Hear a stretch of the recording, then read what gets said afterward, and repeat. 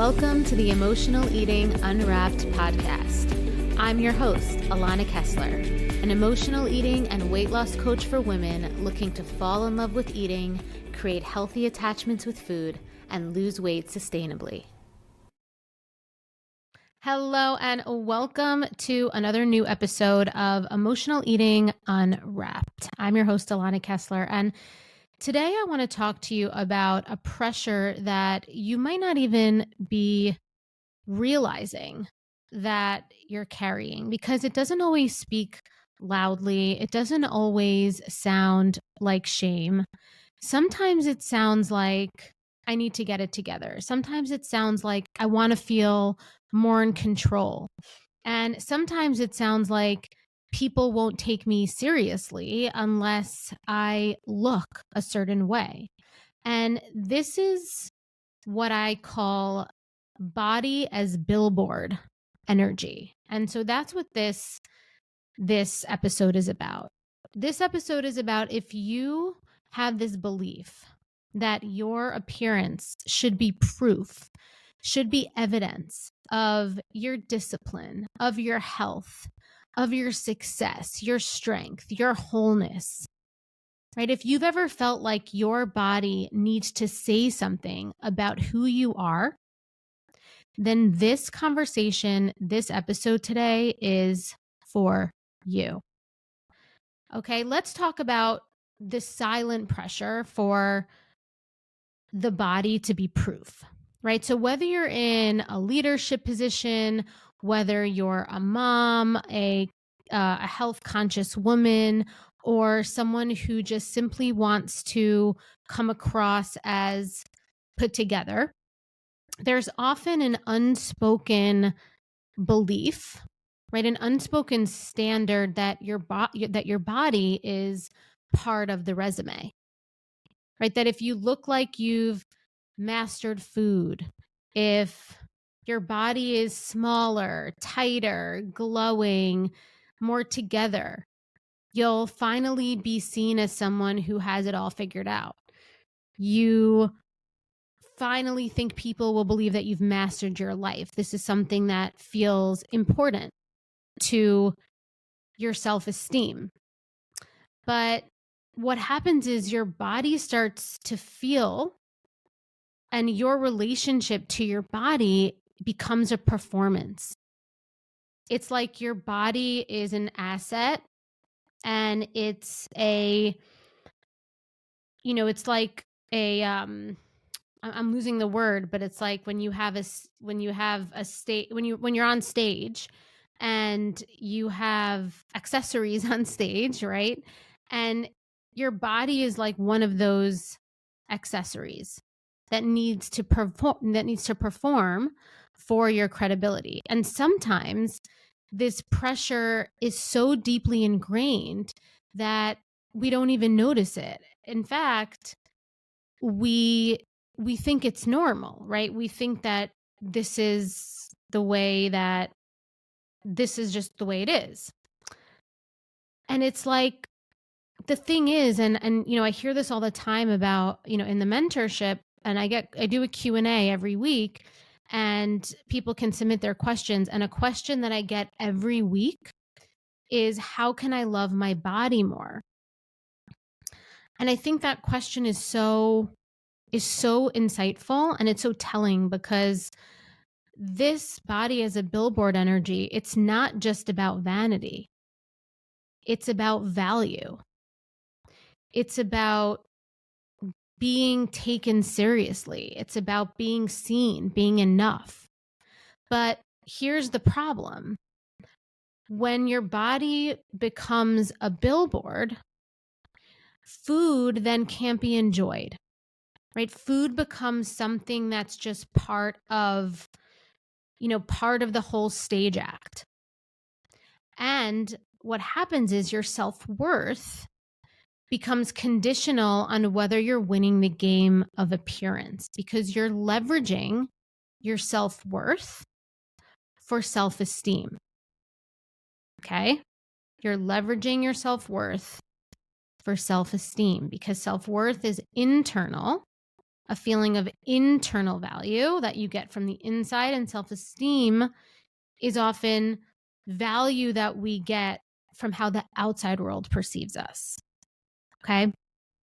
So how does this dynamic and how does this pressure fuel food struggles? So think about it. When your body is the evidence that you're using to prove your self-worth, every food choice, right? So it's not just your body, but it's your choices with food starts to carry a message, right? You might eat kale and grilled chicken at lunch, right? Which I eat a lot and there's nothing wrong with it. It's a high nutritional value meal. It's great.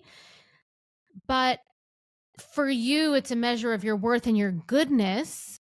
And there's something off about that for you. That's why this isn't about food. This isn't a food thing. This is like a relationship with the messages that the food is giving you, right? So you might eat like a really high nutritional value meal, which is totally great. It's not that you're on a diet. It's not, but you associate that with being good and you associate that with your worthiness and your value and your appearance. And then because it's not authentic, you come home and you can eat an entire bag of chips alone after everyone's gone to bed. Or if you live alone, the second you walk into the house, you're just like, you have this compulsive energy to eat. And it's not because you're undisciplined. Okay. So this is what people sometimes think. They think it's like a problem with them. It's not. It's not because you're undisciplined. It's because you're just exhausted from the act, from the performance. Because you're not just eating.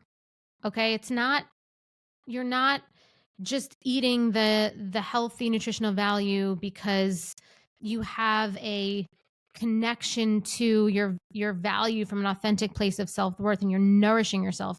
You could be doing it because you want to have this appearance that you have it together, right? You're managing an image. And what happens with that is that it turns meals into a minefield. Okay, it turns meals into a minefield. It turns positive activities and behaviors and choices, it turns it into something that feels heavy and that feels like punishment. And that triggers something within us to feel trapped, right? And eventually could lead to feelings of negative self-worth, right? Like a skipped workout suddenly could mean shame. A slice of cake means failure. A few pounds gained means your whole identity is at risk. And this kind of pressure is the perfect breeding ground for emotional eating, emotional overeating, the yo-yo diet cycle, that chaotic addiction to what feels like an unsatiable compulsion with food and this obsession to go on a diet. Because when food becomes entangled with how you want to be seen and perceived, right? Not seen like how we talk about seen in our circles of like feeling known, right? Because food becomes entangled with how, because we're not talking about being known, or talking about being perceived, right? So when food becomes entangled with how you want to be perceived, not how you feel, not how you're known to yourself, right? Authentically, you lose the connection. You lose the touch with hunger. You lose the touch with pleasure. You lose the touch with ease. And food stops being something that you enjoy. It becomes ultimately something that you negotiate with in private, okay? You lose that ability for it to feel like a relationship that's nourishing.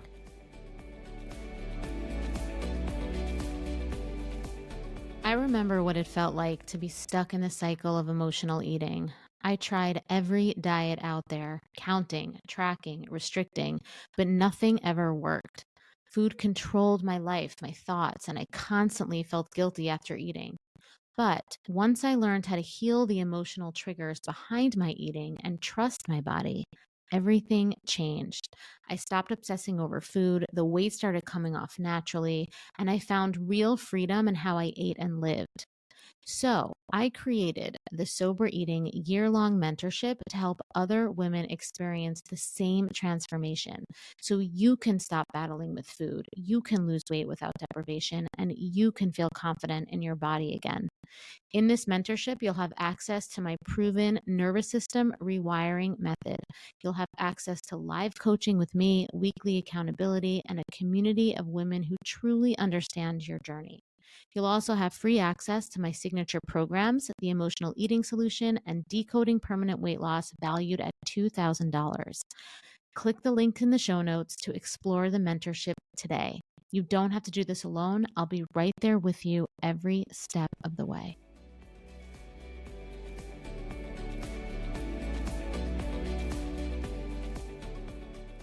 Okay, and this isn't freedom.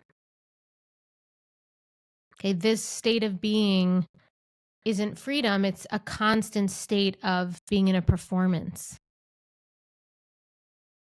So what do we do instead? Okay, so if you're listening to this and you're like, I do this, right? I make food choices to be perceived a certain way. I have body as billboard energy, and I know that it's making me miserable.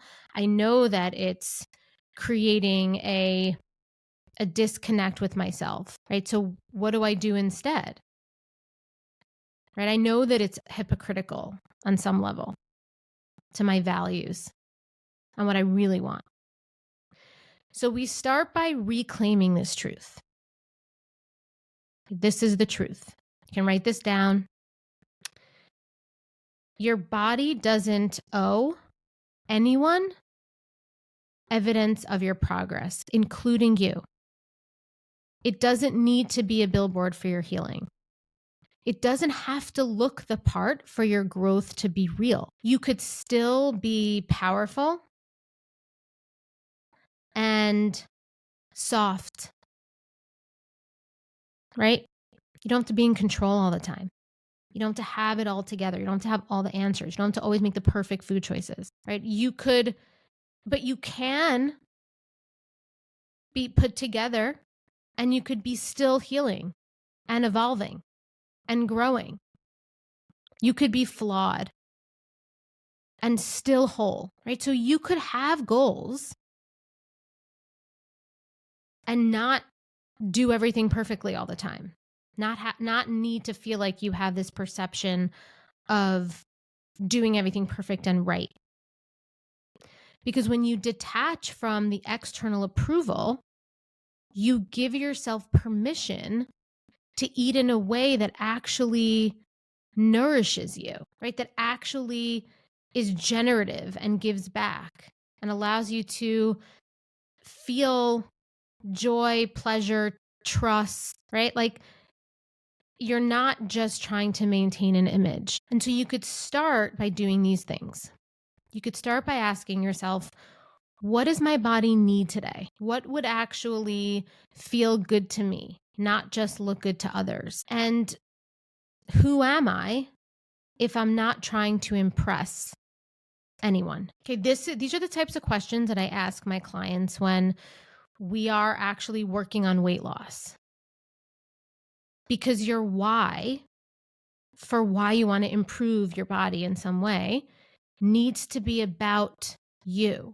It needs to be about deeper needs. It needs to be about building the skill to be able to both enjoy food and make choices that are in integrity with your goals.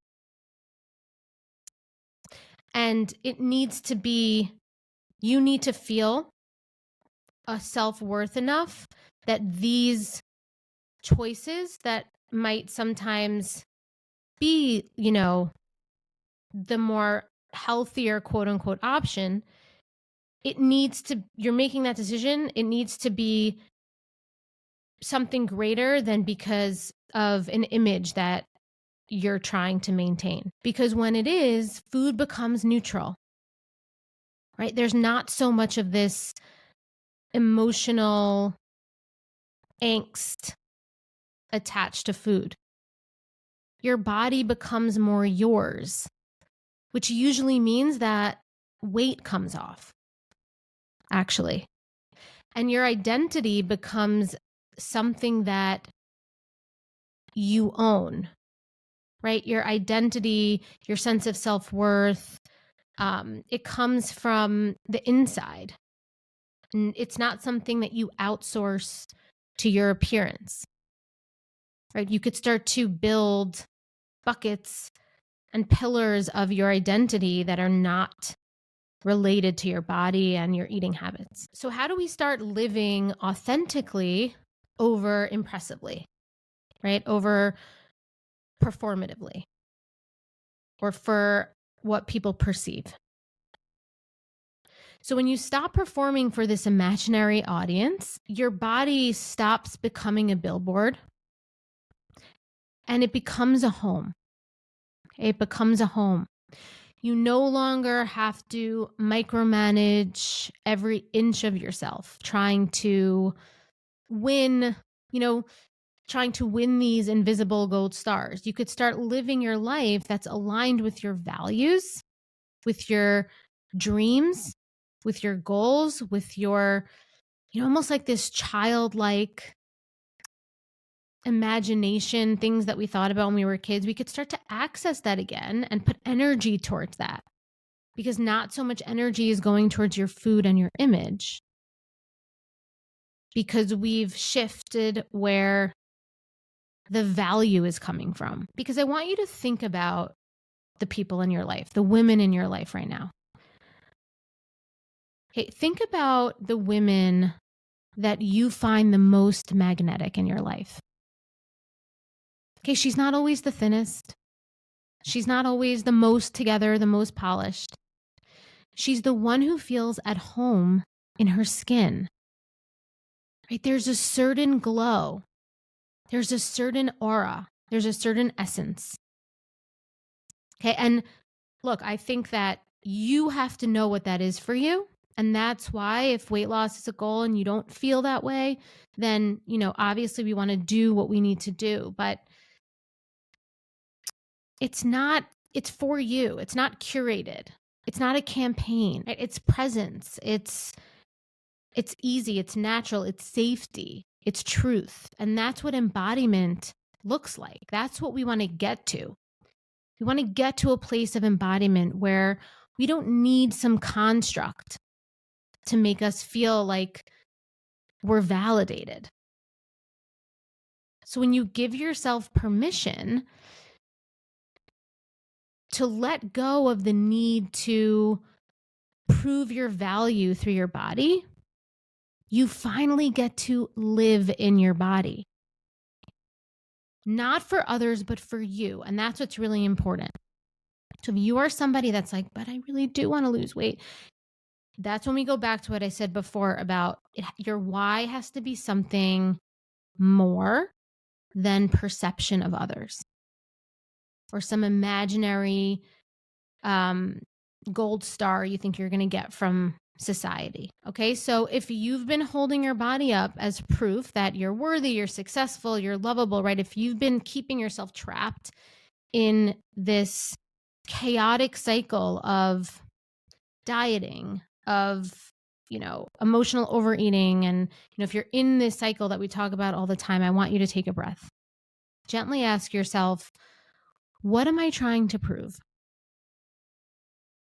And who taught me I needed to? A couple of weeks ago, I posted an episode about the mother wound, which we talked about women in our lives where this message might have been passed down generationally. There's other episodes I have where I talk a lot about narratives and belief systems that we walk around with that aren't ours. And between you and me, all of you guys, and this is something that I don't know if people pay enough attention to, but when we hold on to belief systems that aren't ours, oftentimes that is what shows up on our body as extra weight. That's why I work so deeply in my programs with women on reprogramming some of these deep-seated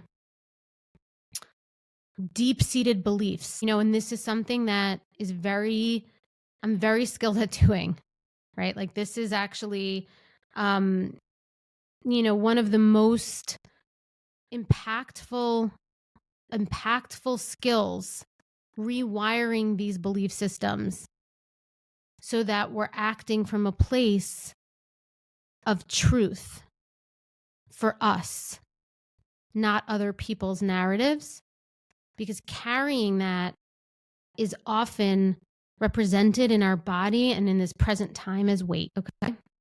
So, healing really does start by stopping to measure your value by what others see, and start anchoring into what your soul deeply knows, which is your worth was never meant to be worn. It was meant to be known. It was meant to be felt. Right? You are allowed, like I said, to want to feel strong, slim, radiant, healthy, whatever that is. But you don't have to earn your value by looking a certain way, right? Because your body, it is not a billboard. It is your home, and it is the only home that we truly have in this life. Okay? So thank you so much for listening today. I really, really feel so strongly about this topic. And if you are a new listener, a longtime listener, please follow us on Apple and Spotify. And if you are watching on YouTube, please like and subscribe. And I will see you next time. Thank you for listening to Emotional Eating Unwrapped.